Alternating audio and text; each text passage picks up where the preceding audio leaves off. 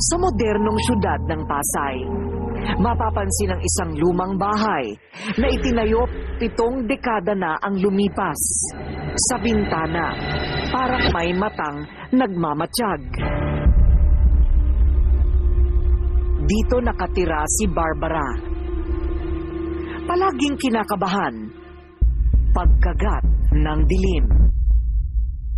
Pag-aari ng mag-asawang Salud Garcia Bagabaldo at Siriaco Bagabaldo ang lumang bahay.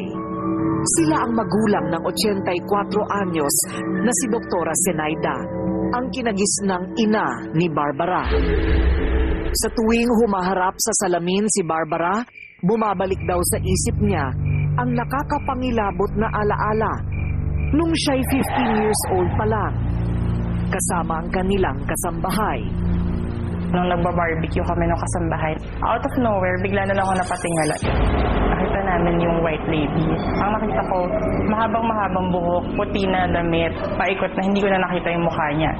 Halos mamatay sa sindak si Barbara nang makita nilang nakalutang sa hangin ang white lady.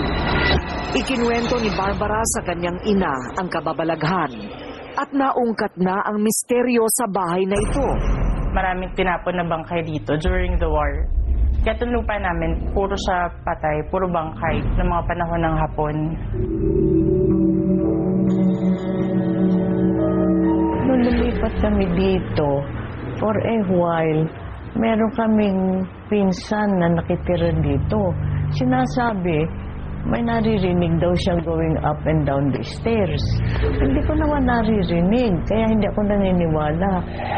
Pero ang kanyang anak na si Barbara, patuloy na nakakaranas ng kilabot. May naririnig ako na naglalakad. Kung saan ako tatayo, nandun din yung footsteps sa tuktok ng kisame namin. Dahil sa matinding takot, tinawagan niya sa cellphone ang kaibigan. Bigla niyang sinabi sa akin na, meron ka bang kapatid na bata? Kasi may naririnig pala siya. May tumatawag ng ate sa akin 2 beses. Sabi ko, walang mag-aate sa akin kasi wala namang bata dito. And wala namang akong kasama ng mga panahon na yun. Bigla siyang nanahimik. Wala namang bata dito! Nang maputol ang usapan nila sa telepono, bigla siyang napalingon.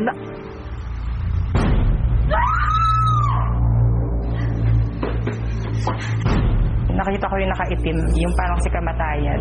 Kaya tumakbo na ako papunta sa kwarto ng daddy ko. Nanginginig, nagdasal na lang ako. Kinaumagahan tahimik si Barbara, parang walang nangyari. 2016, nagpa-despedida kasi ako noon. Kala ko kasi lilipat na ako ng Cebu for work.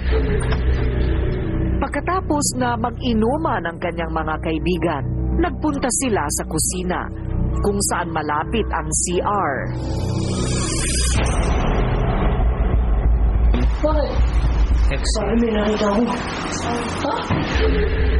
Hindi natuloy sa kanyang trabaho si Barbara sa Cebu at hindi niya naman talaga kayang iwan ang kanyang nanay sa lumang bahay.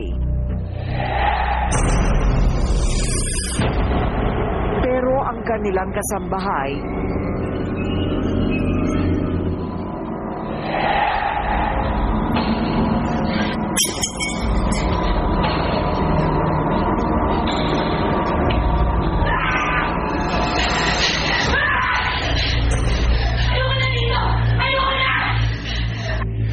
Ang dami ko nakikita ate. Kaya nagdesisyon siyang umalis. Natutulog ako, bigla na lang nararamdaman ko, yung kumot ko hinihila. Pero wala naman ako nakikita naghihila, basta gumagalaw yung kumot.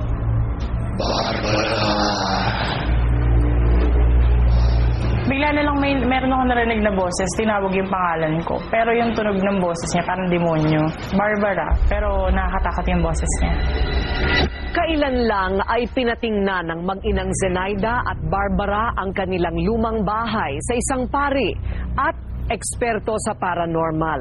At nagsagawa sila ng isang nakakapangilabot na ritual para palayasin ang mga espiritong pinaniniwalaan nilang naghahasik ng lagim. Sinamahan ng Rated K ang paranormal expert na si Stargazer. Sa second floor ng bahay, bigla na lang nahagip ng kamera ang isang malaking anino.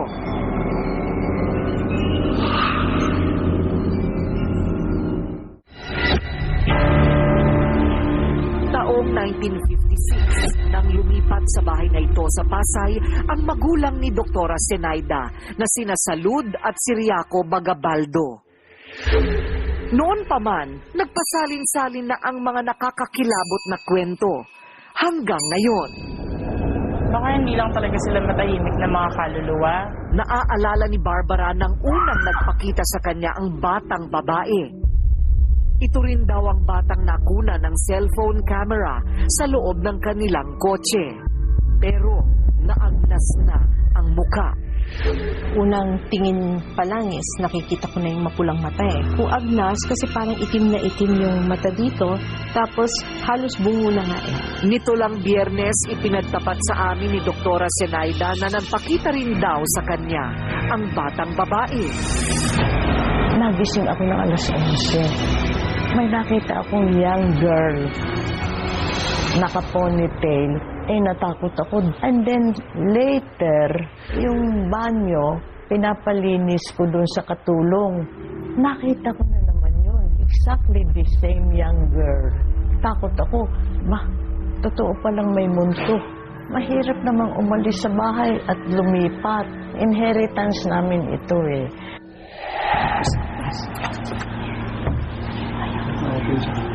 Ayun.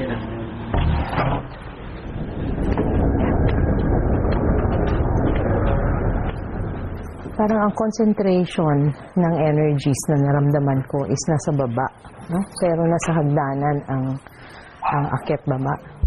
May naaninag ako na babae, pero parang matanda na siya.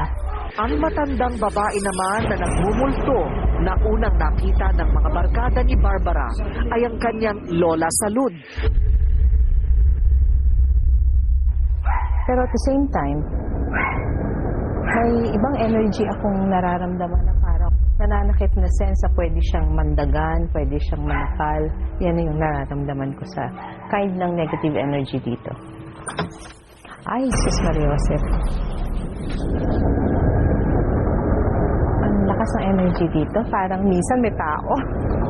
Si Lola Salud ang tagabantay daw sa mag-inang Zenaida at Barbara laban sa masamang espiritu o malignong pwedeng manakit sa kanila. Habang nagre-ritual, nakuna ng aming cameraman ang isang malaking anino sa second floor ng lumang bahay.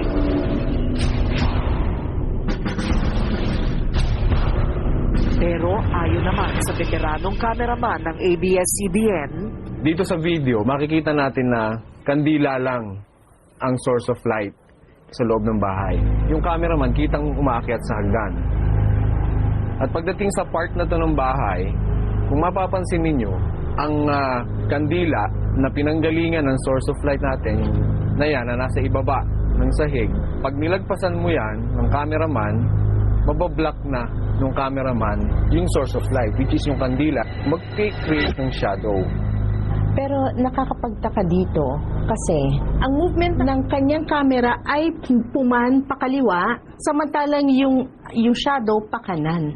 It's the opposite. Mabuti sana kung parehong pakanan, tapos yung shadow pakanan, it can be the cameraman. nagkabit ng CCTV camera ang rated K sa bahay ni Doktora Zenaida. At makalipas ang 2 linggo, ito ang nakita sa video.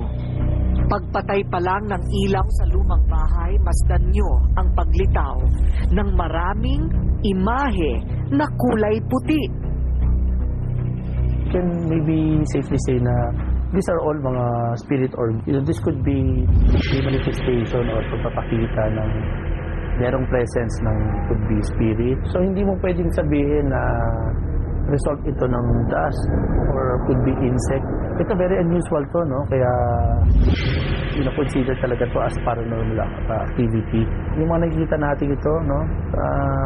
Spirit orb na nag-glow sila, no? Especially mas visible sila pagka limited yung source of light. May sarili silang activity. Yung direction nila hindi common, yung pinanggagalingan. Nito lang Huwebes, habang naghihintay ang mga talent sa reenactment ng haunted house, kinunan sila ng driver gamit ang cellphone camera. At napansin nila na may sumali sa kanilang litrato. Sinasabi nyo na itong part na to ay ito lang ang character na tatlo na yan at wala itong pang-apat na to. Well, we can say na there's something na medyo kakaiba. Mahirap ipaliwanag dahil paano nagkaroon ng isang muka na mukha pang nakalutang siya dito sa may halaman. This can be an entity. Parang in a way, nagpaparamdam ang bata na nagsasabing, andito rin ako.